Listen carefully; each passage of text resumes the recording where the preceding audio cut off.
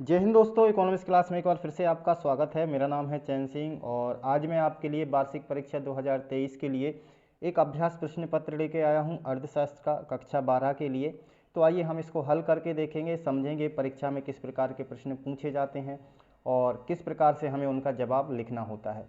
चलिए तो शुरू करते हैं। शुरू करने से पहले एक बात कहना चाहूँगा कि वीडियो को ज़्यादा से ज़्यादा शेयर करना है, लाइक करना है, अपने दोस्तों में भेजना है और यदि चैनल पर आप नए हैं तो चैनल को सब्सक्राइब कर लीजिए। सब्सक्राइब करके बेल आइकन प्रेस कर लीजिए ताकि आगे आने वाली सारी वीडियो आप तक पहुंच सकें। चलिए तो शुरू करते हैं और हम इस प्रश्न पत्र को हल करते हैं। सबसे पहला प्रश्न जो है वो है सही विकल्प का हमें चुनाव करना है। तो सही विकल्प, इसमें 4 ऑप्शन आपको दिए जाते हैं। 4 ऑप्शन में से एक जो सही होता है उसका चुनाव करना होता है। ठीक है, तो फर्म के साम्य के लिए आवश्यक दशा है कि, ये पहला प्रश्न है, फर्स्ट प्रश्न में से पहला। ठीक है, अब जो फर्म के साम्य के लिए आवश्यक दशा होती है वो होती है एम आर बराबर एम सी। ये जो सेकंड वाला ऑप्शन है ये आपका सही जवाब होगा, क्योंकि ये चीज़ हमने पढ़ी हुई है। जहाँ पर मार्जिनल रेवेन्यू बराबर हो जाता है मार्जिनल कॉस्ट के, वहाँ पर फर्म संतुलन की स्थिति में हो जाती है। चलिए अगला देखते हैं। निम्न में से मध्यवर्ती वस्तु है, मध्यवर्ती वस्तु जो कि अंतिम उपभोक्ता वस्तु नहीं है। तो यहाँ पर देखिए ऑप्शन दिए हैं टीवी, मशीन, लकड़ी, कोयला। इनमें से यदि हम समझें तो इसका जो आंसर होगा ये होगा ऑप्शन 3। ठीक है, लकड़ी। लकड़ी जो है वो मध्यवर्ती वस्तु है, क्योंकि ये अंतिम उपभोग नहीं होता है। इसका अंतिम उपभोग तब होता है जब इसे हम जलाने में प्रयोग करते हैं। ठीक है, मतलब लकड़ी जल जाएगी तो उसके बाद समाप्त हो जाएगी। जब तक ये समाप्त नहीं होगी ये दूसरी वस्तुओं में काम आती रहेगी, जैसे कि चेयर, कुर्सी आदि बनाने में। तो फिर ये कौन सी वस्तु है? मध्यवर्ती वस्तु है। इसके बाद देखिए अगला है तरल कोषानुपात के कम होने पर मुद्रा की पूर्ति होगी। अब यहाँ पर तरल कोषानुपात के बारे में पूछा जा रहा है, मतलब कि मौद्रिक नीति के बारे में। मौद्रिक नीति को हमने ठीक तरीके से समझा हुआ है तो इसका जवाब हम बड़ी आसानी से दे सकते हैं। अब कोषानुपात के कम होने पर पूछा जा रहा है। यहाँ पर देखिए कम होने पर मतलब कि इसमें कमी की जा रही है। कमी की जा रही है तो पैसा बाजार में पहुँचेगा। अब पैसा बाजार में पहुँचेगा तो क्या होगा? मुद्रा की जो पूर्ति है वह अधिक हो जाएगी। कैसी हो जाएगी? अधिक हो जाएगी। तो इसका हमारा ये सही जवाब होगा ऑप्शन ए। तो इसे आप नोट करते जाइएगा सारा। चलिए आगे बढ़ते हैं। बचत की सीमांत प्रवृत्ति एमपीएस होती है। क्या होती है? MPC minus one, MPC plus one, 1 minus MPC या फिर 1 इंटू एमपीसी। तो हम ये अच्छी तरीके से जानते हैं। यहाँ पर हमारा जो ऑप्शन थर्ड है, कौन सा वाला? ऑप्शन थर्ड, 1 माइनस एमपीसी, ये हमारा राइट आंसर होगा। तो इसे आप नोट कर लीजिए। चलिए अब आगे बढ़ते हैं, अगला प्रश्न देखते हैं। न्यून रोजगार की दशा में समग्र पूर्ति होती है। तो न्यून रोजगार की दशा में समग्र पूर्ति किस प्रकार की होती है? लोचदार होती है, बेरोजगार होती है, स्थिर होती है या फिर शून्य होती है? तो यहाँ पर आपको टिक करना है लोचदार होती है। कौन सा टिक करेंगे आप? लोचदार होती है, इसे आप ध्यान में रखना है। इसके बाद है दूसरा प्रश्न, रिक्त स्थानों की पूर्ति कीजिए। तो यहाँ पर हमें एक सेंटेंस दिया होता है और उसमें से कोई एक शब्द क्या होता है? गायब होता है। तो उसे हमें समझना होता है कि यहाँ पर क्या आ सकता है। तो सारी चीज़ें यदि हमने पढ़ी हैं, समझी हैं, तो आसानी से हम भर सकते हैं। अब देखिए जैसे पहला हम बात करें, मांग अभाव की दशा में सार्वजनिक व्यय में डैश डैश डैश करनी चाहिए। तो मांग अभाव की दशा मतलब कि बाजार में मंदी की स्थिति है, मांग नहीं है। सार्वजनिक व्यय में क्या करना चाहिए जिससे कि मांग बढ़े या फिर कम हो? तो सार्वजनिक व्यय मतलब कि सरकार क्या करेगी? खर्चे बढ़ाएगी जिससे बाजार में पैसा पहुंचे। तो यहाँ पर क्या भरा जाएगा? यहाँ पर आ जाएगा वृद्धि करनी पड़ेगी। क्या करनी पड़ेगी? वृद्धि। किस में वृद्धि करनी पड़ेगी? आपको सरकारी खर्चे में वृद्धि करनी होगी, तब जाके जो मांग अभाव की स्थिति है उससे आप बच सकते हैं। ठीक है दोस्तों, चलिए अगला देखिए। यदि औसत उपभोग प्रवृत्ति का मूल्य 0.75 है तो औसत बचत प्रवृत्ति का मूल्य डैश डैश होगा। अब यहाँ पर हमें निकालना पड़ेगा, पहले कैलकुलेट करके देखना पड़ेगा, तब आपको समझ में आ पाएगा। तो इसके लिए आपको क्या करना है, बस आप सिंपल सा फंडा रखिए। यदि आपसे औसत उपभोग प्रवृत्ति पूछी जाए और बचत प्रवृत्ति का मूल्य दिया हो, या फिर उपभोग प्रवृत्ति का मूल्य दिया हो और बचत प्रवृत्ति पूछी जाए, तो आपको कुछ नहीं करना है। जितना मूल्य दिया है उसमें से क्या कर देंगे आप? 1 माइनस, जैसे अभी मूल्य दिया है 0.75, ये मूल्य दिया है, इसको 1 में से आप क्या कर दीजिए? माइनस कर दीजिए। आप 1 में से इसको माइनस करेंगे, आपका निकल के आ जाएगा 0.25। 0.25, कितना निकल के आ जाएगा 0.25, तो यही इसमें भर जाएगा। ठीक है, सीधा सा फंडा याद रखिएगा, 1 माइनस 0.75, इसको घटाएंगे तो ये आ जाएगा 0.25, यही इसका आंसर होगा। इसके बाद देखिए, उपभोक्ता वस्तुएं डैश डैश उत्पाद होती हैं, किस प्रकार की होती हैं? ये अंतिम वस्तुएं होती हैं, जो उपभोग हो जाती हैं तो वो अंतिम रूप से होती हैं, तो यहाँ पर आ जाएगा अंतिम। यहाँ पर क्या लिखना है आपको? अंतिम उत्पाद होती हैं, बस यही आपका आंसर हो जाएगा इसमें। ठीक है, तो ये ध्यान रखिएगा कहाँ क्या भरना है। ये 0.25 सही जगह भरा है, वृद्धि भी सही जगह, और अंतिम उत्पाद को आपको इधर भरना है। ठीक है, तो इसे ध्यान रखिए। चलिए अब देखिए, पेट्रोल का बाजार डैश डैश डैश डैश होता है, तो यहाँ पर आ जाएगा दोस्तों अंतर्राष्ट्रीय। किस प्रकार का होता है? अंतर्राष्ट्रीय होता है, तो इसे आप ध्यान में रखिएगा, यहाँ पर आ जाएगा अंतर्राष्ट्रीय। ठीक है, ये चीज़ आप लिखते जाइए, क्योंकि मेरे पास इतने साधन नहीं है कि मैं एक्यूरेट आपको यहाँ पर लिख कर बता सकूँ। अभी जितने साधन है उसी से काम चलाना होगा, तो अंतर्राष्ट्रीय इसमें आ जाएगा आपका चौथे नंबर में, ये ध्यान रखिएगा। अब हम इसको क्लियर कर लेते हैं, और अब बचा है हमारा लास्ट वाला, अर्थव्यवस्था डैश डैश डैश इकाइयों का समूह होती है, तो ये उत्पादन इकाइयों का समूह होती है, जो उत्पादन करते हैं, तो यहाँ पर आ जाएगा उत्पादन। ठीक है, क्या आ जाएगा? उत्पादन आ जाएगा, बस यही इसमें आपको भर देना है। ठीक है, चलिए अब आगे बढ़ते हैं, इसको कर लेते हैं हम क्लियर। अगला प्रश्न देखिए, प्रश्न क्रमांक तीसरा है। तीसरा प्रश्न है, निम्नलिखित कथनों में से सत्य असत्य बताइए। यहाँ पर हमें पढ़ना है, पहले कथन हम पढ़ेंगे, फिर समझेंगे कौन सा सत्य है और कौन सा असत्य है। यदि हम पहले की बात करें तो बुनियादी तौर पर उपयोगिता दो प्रकार की होती है। तो जब हमने उपयोगिता पढ़ी हुई है तो इसके बारे में उपयोगिता के प्रकार भी हमने समझे हुए हैं। उपयोगिता, सीमांत उपयोगिता और कुल उपयोगिता दो प्रकार की होती है, तो यहाँ पर क्या कर देंगे? ये सत्य है, मतलब कि सही है। ठीक, पूर्ति तथा कीमत में विपरीत संबंध होता है। पूर्ति तथा कीमत में विपरीत संबंध होता है क्या? पूर्ति तथा कीमत में विपरीत संबंध तो नहीं होता है। यहाँ पर कैसा संबंध होता है? सीधा संबंध होता है। सीधा मतलब कि कीमत बढ़ेगी तो पूर्ति भी बढ़ेगी, और कीमत कम होगी तो पूर्ति भी कम होगी। लेकिन यहाँ पर विपरीत बता रहा है, तो फिर इसका आंसर जवाब क्या हो जाएगा? हमारा गलत हो जाएगा, असत्य है ये। ठीक है, पूर्ण प्रतियोगिता में फर्म स्वयं मूल्य का निर्धारण करती है, ये सत्य है क्या? ये भी असत्य है। पूर्ण प्रतियोगिता में कीमत का निर्धारण बाजार शक्तियों के ऊपर होता है, तो ये भी क्या हो जाएगा? हमारा असत्य हो जाएगा। इसके बाद देखिए, वस्तु विनिमय की कठिनाइयाँ मुद्रा से दूर नहीं हुई हैं, मुद्रा से दूर हो गई हैं, ये हमने पढ़ा हुआ है, लेकिन इसमें पूछा जा रहा है नहीं हुई हैं, तो फिर ये क्या हो जाएगा? ये गलत हो जाएगा। ठीक है, अगला देखिए, गुणक उल्टी दिशा में भी कार्य कर सकता है, बिल्कुल कर सकता है। हमने ये अच्छी तरीके से पढ़ा हुआ है, मैंने आपको चिल्ला चिल्ला कर पढ़ाया है कि गुणक क्या होता है? दो धारी तलवार होता है, दोनों तरफ धार होती है। यदि आप पॉजिटिव दिशा में उसको मारोगे तो भी उसको कटना है, ठीक है, और अपोजिट दिशा में मारोगे तो भी उसको कटना है। ठीक है, मतलब यदि निवेश आप बढ़ाएंगे तो भी जो अर्थव्यवस्था है वह आगे बढ़ सकती है और कई गुना बढ़ सकती है। इसके विपरीत यदि हम निवेश को कम करते हैं तो ये उल्टा भी हो सकता है, अर्थव्यवस्था में उत्पादन और रोजगार का स्तर गिर सकता है। ठीक है, चलिए इसमें दो आपके सही हैं, पहला और लास्ट वाला, बाकी तीन आपके गलत हैं। अब बढ़ते हैं हम आगे। अब हमें क्या करना है? सही जोड़ियों का मिलान करना है। सही जोड़ियों को मिलाना है, तो देखिए पढ़िए, पहली है पूंजीगत वस्तु। अब दूसरी साइड जो दिया हुआ है उसमें से हमें छांटना है पूंजीगत वस्तु है कौन सी यहाँ पर। ठीक है, तो पूंजीगत वस्तु की यदि हम बात करें तो यहाँ पर देखिए क्या है? मांग अधिक, आर्थिक विकास, बिजली, गौसेन या फर्म स्वामी की स्थिति। तो यहाँ पर वस्तु हमें एक ही दिखाई दे रही है जिसका उपभोग किया जा रहा है, तो वो है बिजली, तो फर्स्ट का मिलान हो जाएगा लास्ट वाले से। इसके बाद दूसरा है कीमत सीमा की समस्या। कीमत सीमा की समस्या किस में होती है? तो कीमत सीमा की समस्या सबसे अधिक जो होती है हमें मांग आधिक्य में होती है। मांग आधिक्य मतलब कि मुद्रास्फीति की स्थिति में। और यहाँ पर देखिए सीमांत आगम बराबर औसत आगम, ये हो जाएगा फर्म का संतुलन, तो इसको फर्स्ट वाले से मैच कर दीजिए आप।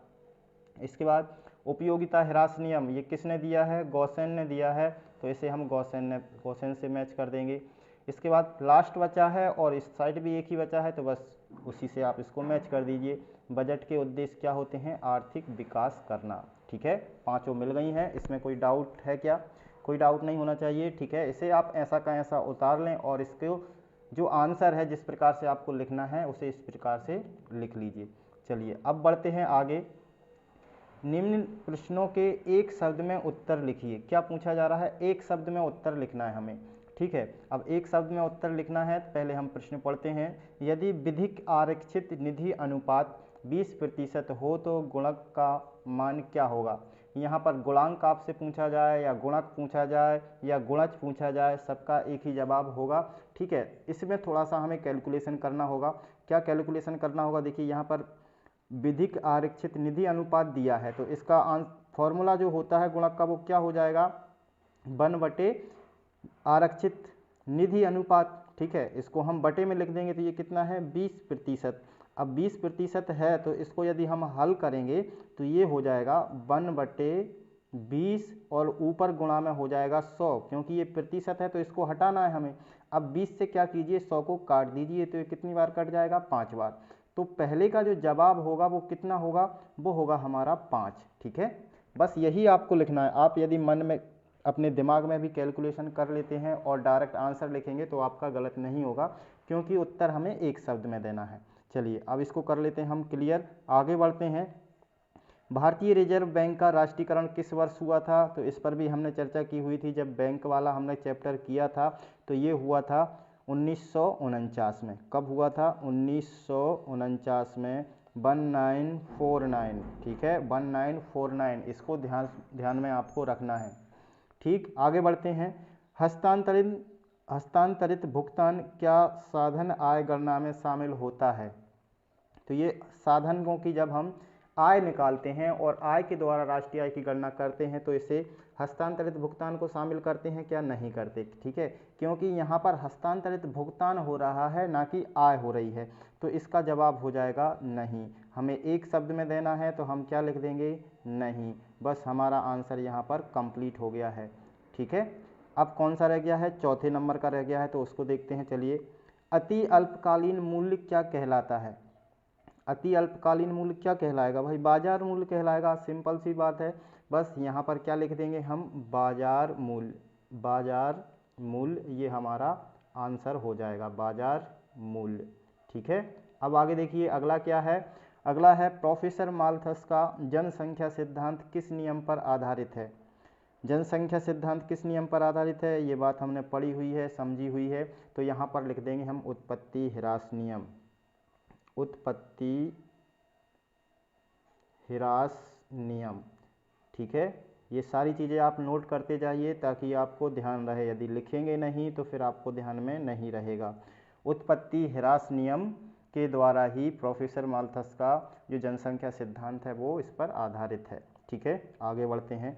अब देखिए, सीमांत उत्पाद की परिभाषा दीजिए। प्रश्न क्रमांक 6, जिसमें क्या पूछा जा रहा है? सीमांत उत्पाद की परिभाषा दीजिए, ठीक है। इसका जवाब देखते हैं। इसका जवाब मैं आपको लिख कर दे देता हूं ताकि आपको परीक्षा में कोई दिक्कत ना आए। तो इसे आप या तो स्क्रीनशॉट करके रख लीजिए या फिर यदि आप नोट्स तैयार कर रहे हैं तो बहुत अच्छी बात है, इसको आप नोट कर लीजिए। परिवर्तनशील साधन की एक अतिरिक्त इकाई के प्रयोग से जबकि अन्य साधन स्थिर हों, ठीक है, अन्य साधन स्थिर हों, तो यहाँ पर हम सीमित भी मान सकते हैं। कुल उत्पादन में जो वृद्धि होती है उसे उस साधन की सीमांत उत्पादकता कहते हैं। यहाँ केवल सीमांत उत्पादकता कहा है, यदि हम इस प्रकार का लिखेंगे तो हमारा जो आंसर है वो और अच्छा हो जाता है, ठीक है। तो बस इसे आप नोट कर लीजिए। इसके बाद इसे निम्न सूत्र के द्वारा भी हम प्रदर्शित कर सकते हैं, तो ये सूत्र भी याद रखेंगे आप तो बहुत अच्छा होगा। MPN बराबर TPN माइनस TPN-1। यहाँ इस सूत्र को हम अच्छे तरीके से समझ चुके हैं, इसका मतलब क्या होता है, इनका आप अर्थ भी लिख देंगे साथ में तो और अच्छा रहेगा। अगली इकाई में से पिछली इकाई को घटा देते हैं तो सीमांत हमें प्राप्त हो जाती है। क्या हो जाती है? सीमांत उत्पादकता प्राप्त हो जाती है, ये ध्यान में रखना है, ठीक है दोस्तों। इसका आप स्क्रीनशॉट ले लीजिए या फिर नोट कर लीजिए। चलिए अब हम आगे बढ़ते हैं। अगला प्रश्न देखिए, 7वां प्रश्न है, उत्पादन संभावना वक्र मूल बिंदु की ओर नतोदर क्यों होता है? क्या पूछा जा रहा है? नतोदर क्यों होता है, ये आपसे पूछा जा रहा है। उत्पादन संभावना वक्र, तो जब हम उत्पादन संभावना वक्र पढ़ते हैं तो ये चीज़ भी वहाँ पर हमने पढ़ी हुई है। इसका भी आंसर आप नोट कर लीजिए या फिर स्क्रीनशॉट कर लीजिए, ये मैंने आपको दे दिया है। उत्पादन संभावना वक्र मूल बिंदु की ओर नतोदर क्यों होता है? इसके जवाब में हम लिखेंगे उत्पादन संभावना वक्र मूल बिंदु की ओर नतोदर इसलिए होता है क्योंकि एक वस्तु का उत्पादन एक एक इकाई करके बढ़ाया जाता है तो दूसरी वस्तु का अधिकाधिक मात्रा में त्याग करना पड़ता है। इसे हम बढ़ती हुई सीमांत अवसर लागत की स्थिति भी कहते हैं। यह इसको भी उजागर करता है कि अर्थव्यवस्था में सीमित साधन होते हैं। देखिए, एक मैं थोड़ा सा आपको हिंट दे देता हूं ताकि आपको जो कॉन्सेप्ट है वो क्लियर हो जाए। इसमें क्या रहता है, जैसे कि आपके पास मान लीजिए ये एक खेत है, ठीक है, और ये 1 एकड़ का खेत है। अब इस 1 एकड़ में यदि आपको चने की बोनी भी करनी है, ठीक है, चने भी बोना है और गेहूं भी बोना है, तो आप क्या करेंगे? ऐसी स्थिति में क्या करना होगा, चना और गेहूं दोनों बोने के लिए आपको जिसकी भी मात्रा आप बढ़ाएंगे, ठीक है, जिसकी भी, जैसे ये खेत है, आधे में आप पहले गेहूं बो देते हैं, एक तरफ हो जाएगा आपका गेहूं और दूसरी तरफ हो जाएगा मान लीजिए आपका चना, ये हो जाता है। अब यदि आपको गेहूं की मात्रा बढ़ानी है तो चने को कम करना पड़ेगा, और यदि चने की मात्रा बढ़ानी है तो गेहूं को कम करना पड़ेगा। तो यहाँ पर क्या हो रहा है, इसका एक तो कम होता जाएगा, एक बढ़ता जाएगा, एक कम होता जाएगा, एक बढ़ता जाएगा। अब देखिए लिखा क्या है, मूल बिंदु की उन्नतोत्तर इसलिए होता है क्योंकि एक वस्तु का उत्पादन एक एक इकाई करके यदि बढ़ाया जाता है तो दूसरी का अधिक मात्रा में त्याग करना पड़ता है, ठीक है। ये इसका कॉन्सेप्ट है, इसे आपको ध्यान में रखना है। चलिए अब आगे बढ़ते हैं। ज़्यादा समय लेंगे तो फिर वीडियो हमारा बहुत लंबा हो जाएगा, पूरे प्रश्न हम हल नहीं कर पाएंगे।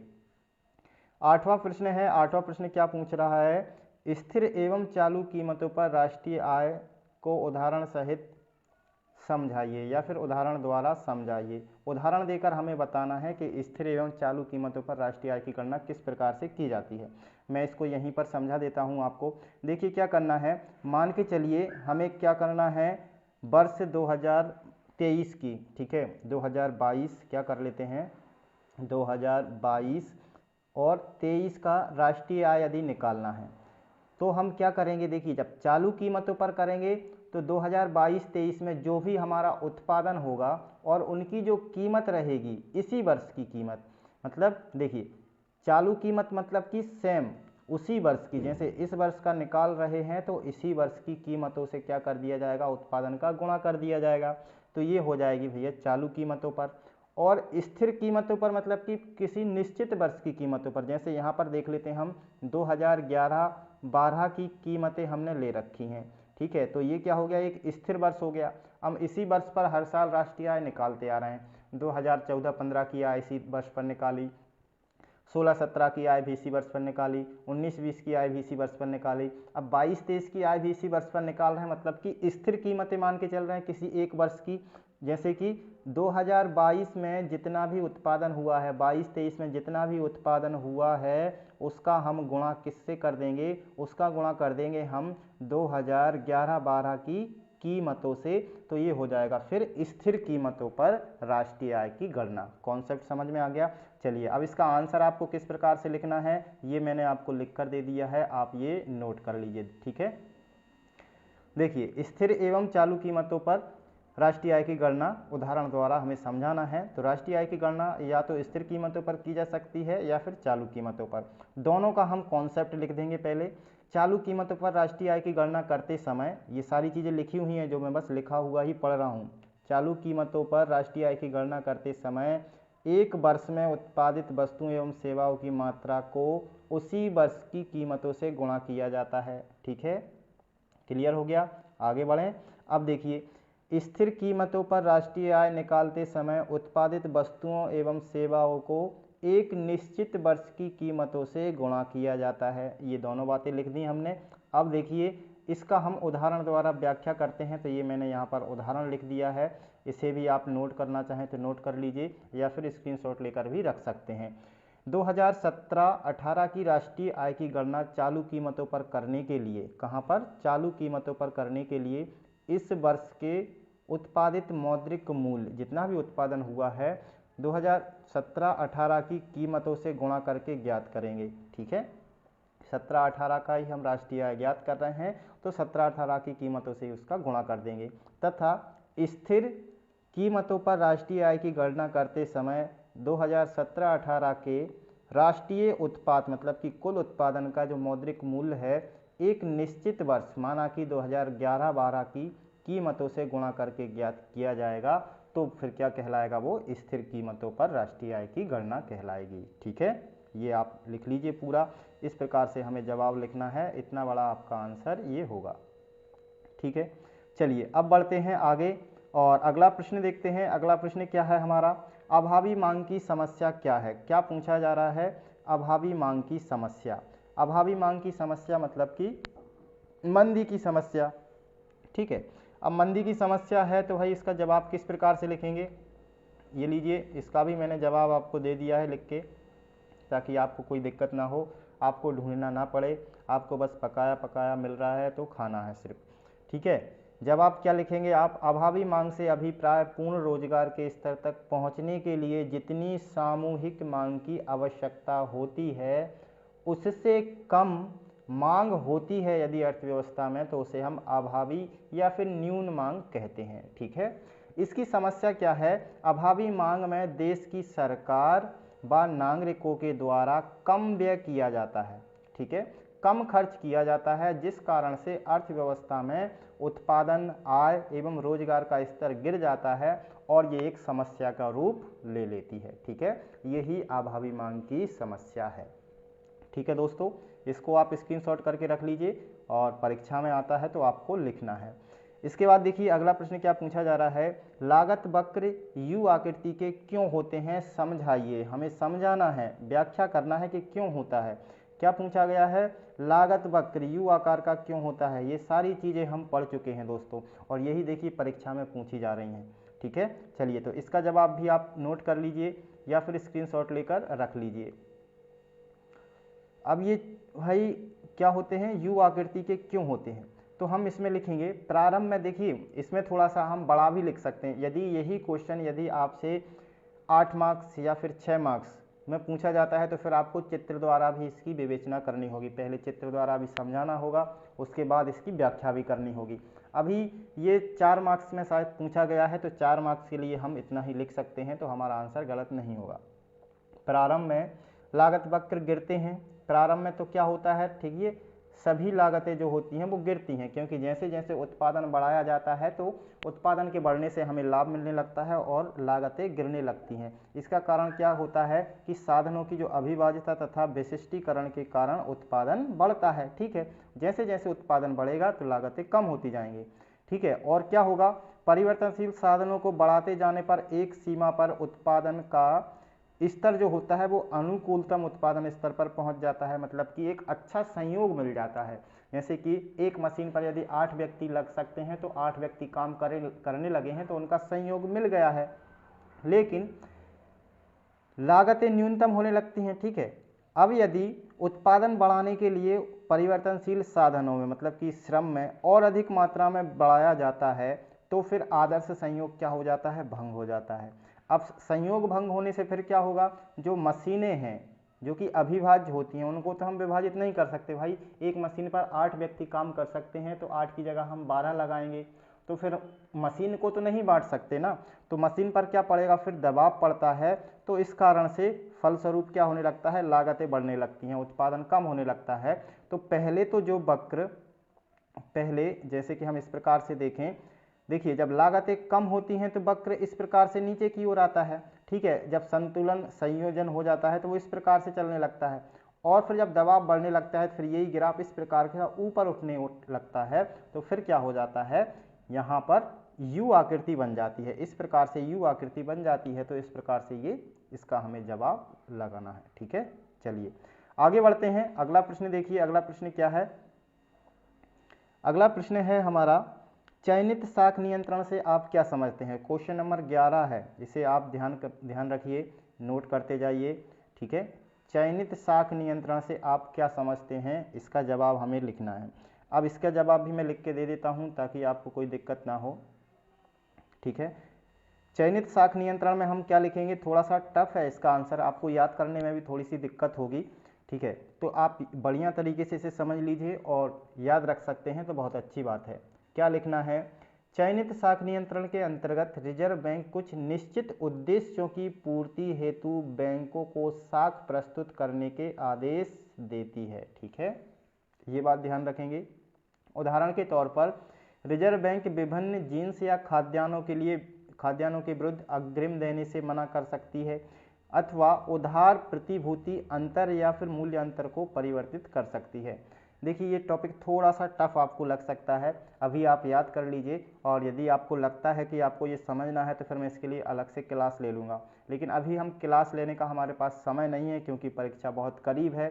तो जितने अच्छे तरीके से आप समझ सकते हैं अपने आप से एक बार समझिएगा। चयनित शाख नियंत्रण वाला टॉपिक आप एक बार पढ़िएगा तो आपको पूरा ये क्लियर हो जाएगा।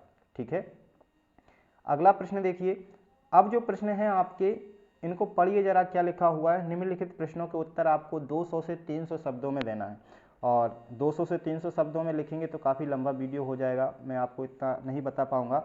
और जैसे हम प्रश्न पढ़ते हैं तो यहाँ पर देखिए क्या लिखा हुआ है। पहला प्रश्न है, मांग की लोच के प्रकार क्या क्या हैं, रेखा चित्र द्वारा समझाइए, या फिर मांग की लोच को प्रभावित करने वाले कारकों की व्याख्या कीजिए।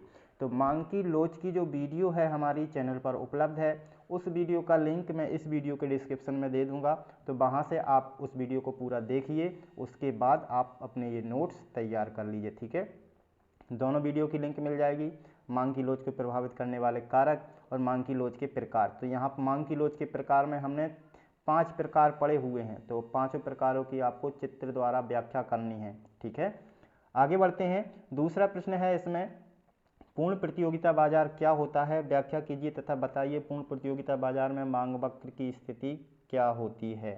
तो ये चीज़ भी हमने पढ़ी हुई है, इसकी भी 2 वीडियो हैं, दोनों की मैं लिंक डिस्क्रिप्शन में दे दूंगा, तो उन्हें भी आप देखिए कि पूर्ण प्रतियोगिता क्या होती है। ठीक है, और इसमें मांग वक्र की स्थिति किस प्रकार से होती है। तो पहले आपको बताना है पूर्ण प्रतियोगिता क्या होती है, उसके बाद मांग वक्र की स्थिति क्या होती है, वो भी चित्र द्वारा आप समझाएंगे तो आपका आंसर कंप्लीट हो जाएगा। इसके बाद देखिए, आय का चक्रीय प्रवाह क्या होता है, रेखा चित्र द्वारा स्पष्ट कीजिए। आय का चक्रीय प्रवाह, आपकी जो सिलेबस है इसमें 2 ही क्षेत्र हैं, तो आपको 2 ही क्षेत्रों में जो आय का चक्रीय प्रवाह होता है, यदि ये लिख कर आता है कि 2 क्षेत्र या 3 क्षेत्र या 4 क्षेत्र में आय का चक्रीय प्रवाह बताइए, तो फिर आपको उस हिसाब से उसकी भी वीडियो मैंने डाल दी है। ठीक है, चारों क्षेत्र मैंने समझा दिए हैं कि क्या प्रवाह होता है, वो आपको ध्यान में रखना है। यदि इस प्रकार का कुछ लिखा नहीं आता है तो आपको जो प्रवाह बताना है वो फर्में, 2 ही क्षेत्रों में बताना है, फर्में और परिवार के बीच में। ठीक है, तो ये मैं आसान आपको समझा चुका हूँ कि परिवार संसाधन उपलब्ध कराते हैं फर्मों को, फिर फर्में उत्पादन इनके लिए क्या करती हैं, इनका भुगतान करती हैं ब्याज के रूप में। यदि काम कर रहे हैं तो फिर श्रमिक के रूप में, सैलरी के रूप में, और पूंजी दे रहे हैं तो ब्याज मिलता है, भूमि दे रहे हैं तो लगान मिलता है। इसके बाद फर्में जो होती हैं क्या करती हैं, इन्हें वस्तुएं उपलब्ध कराती हैं, तो ये परिवार जो है खरीदते हैं तो उसका भुगतान करते हैं। तो इस प्रकार से आय का चक्रीय प्रवाह चलता रहता है।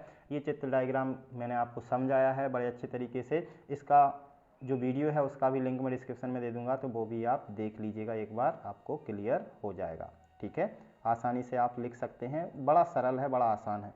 इसके बाद मुद्रा के कार्य क्या होते हैं, तो मुद्रा के हम सारे कार्य समझ चुके हैं, प्राथमिक कार्य, द्वितीयक कार्य, अन्य कार्य, तो उनको भी आप अच्छे से पढ़ लीजिएगा, तो ये वाला भी आपका कंप्लीट हो जाएगा, इसका भी डिस्क्रिप्शन में लिंक आपको मिल जाएगा। ठीक है, देखिए टॉपिक बहुत बड़े बड़े हैं क्योंकि हमें आधे से 1 घंटा लग जाता है समझने में, तो यहाँ पर हम समझेंगे तो वीडियो बहुत लंबा हो जाएगा, और मेरे पास अभी इतने संसाधन नहीं है कि मैं एक साथ कंटिन्यू आपको बता सकूँ। चलिए अगला देखिए, अगला है उपयोगिता ह्रास नियम क्या होता है, तालिका एवं रेखा चित्र के द्वारा समझाइए। तो इसका भी आपको डिस्क्रिप्शन में लिंक मिलेगा, तो वहाँ से आप इसको कर लीजिएगा, पूरे नोट्स तैयार कर लीजिएगा। ये इंपॉर्टेंट क्वेश्चन है, जो पेपर में प्रैक्टिस सेट में जो आते हैं क्वेश्चन वो ही इंपॉर्टेंट होते हैं। कभी कभी तो ऐसा होता है कि प्रैक्टिस सेट में से ही लगभग 80% क्वेश्चन आ जाते हैं, 1-2 प्रश्न ही बाहर से आते हैं, तो अच्छे से आप इस प्रैक्टिस सेट को तैयार कर लीजिए। इसके अलावा हमें इसमें पूछा है, कीन्स के रोजगार सिद्धांत की व्याख्या कीजिए तथा बताइए संतुलन स्तर किस प्रकार निर्धारित होगा। ये मैं काट देता हूँ ताकि आप क्वेश्चन पूरा नोट कर सकें।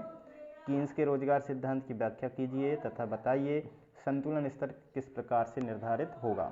तो यहाँ पर हमको भैया समग्र मांग समग्र पूर्ति वाला कॉन्सेप्ट अच्छे से समझ लेना है। उसके बाद हमने कीन्स के रोजगार सिद्धांत की अच्छे तरीके से व्याख्या की हुई है, पूरा समझा हुआ है, बस आपको पढ़ना है, एक बार रिवाइज करना है, आप सारे क्वेश्चन के जवाब आसानी से दे सकते हैं। ठीक है दोस्तों, तो सारी वीडियो की लिंक आपको डिस्क्रिप्शन में मिलेगी। ये जो 200 से 300 शब्दों में आपको लिखना है। इन सभी की लिंक डिस्क्रिप्शन में आपको मिलने वाली है, तो वहाँ से आप इन्हें तैयार कर लीजिएगा अच्छे से, ताकि आप परीक्षा में पूछा जाए तो लिख सकें। तो कैसा लगा कमेंट करके ज़रूर बताइएगा, और इसी प्रकार की और वीडियो चाहते हो तो कमेंट करके वो भी बताइए, ताकि मैं आपको गाइड कर सकूं और इसी प्रकार की और वीडियो लेकर आ सकूं। और वीडियो को ज़्यादा से ज़्यादा लाइक करना है, अपने दोस्तों में शेयर करना है, और यदि चैनल पर नए हैं तो सब्सक्राइब करके ज़रूर रख लेना है। अगली बार में नया सेट पर हम बात करेंगे। ये सेकंड सेट था, इससे पहले हम एक सेट पर और बात कर चुके हैं। अभी मेरे पास 2 सेट और हैं, तो अभी तीसरे सेट पर भी हम बात करेंगे। मिलेंगे अगले वीडियो में, तब तक के लिए जय हिंद, वंदे मातरम।